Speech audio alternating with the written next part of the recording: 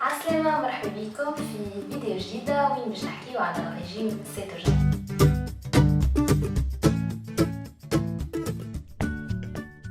في الفيديو الأولى فسرت لكم شنو هو الريجيم هذا وشنو الحاجات اللي تنجموا تاكلوهم وقت اللي تتبعوه. حكيت لكم بصفة عامة على الحاجات هذيا، أما في الفيديو هذه باش نحكي لكم بصفة خاصة على شنو ما الحاجات اللي تنجموا تاكلوهم في الريجيم هذايا. قبل ما نوريكم أنا شنو ناكل لمدة يوم كامل، نحب نحكي لكم على ابليكاسيون تنجموا تصبوها في التليفون نتاعكم باش تعاونكم برشا كي تتبعوا الريجيم سيتوجين.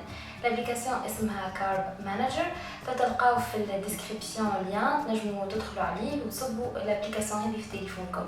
الابليكاسيون هذه باش تعاونكم انكم تفهموا شنو ما الحاجات اللي لازمكم تاكلوهم وتحسبوا لي كالوري نتاعكم، وزاده تحسبوا قداش كليتوا من دهنيات وقداش كليتوا من سكريات وقداش كليتوا من بروتينات.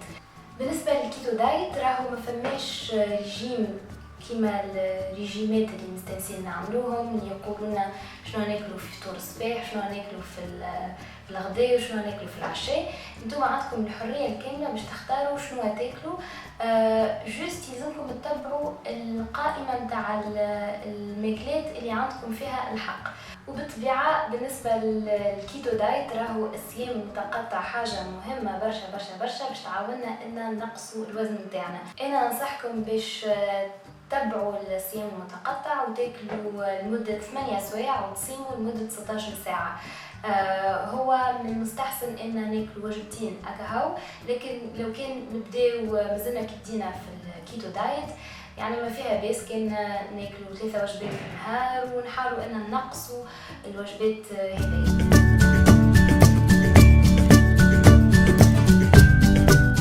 دونك اليوم بيسكو باش نمشي للسال دو سبور عملت قهوه اللي تتسمى bullet proof coffee. شنو فيها القهوه هذه؟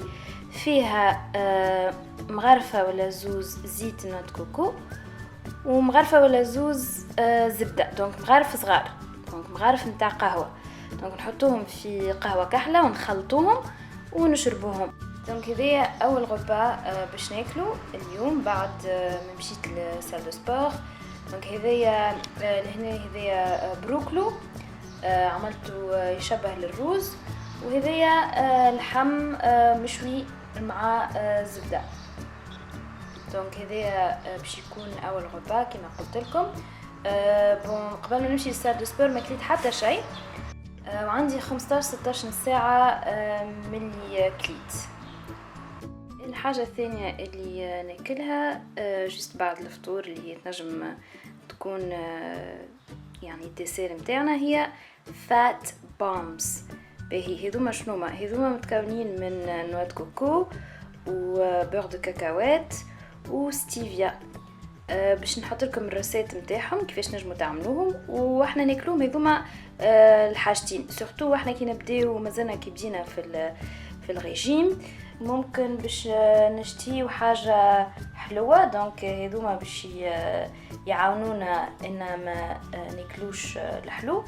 والحاجه الثانيه انهم بيسكو فيهم برشا ليبيد، فيهم برشا دهنيات، دونك باش يعاونونا ان نوصلوا للكونتيتي نتاع الدهنيات اللي لازمنا ناكلوها في النهار نتاعنا.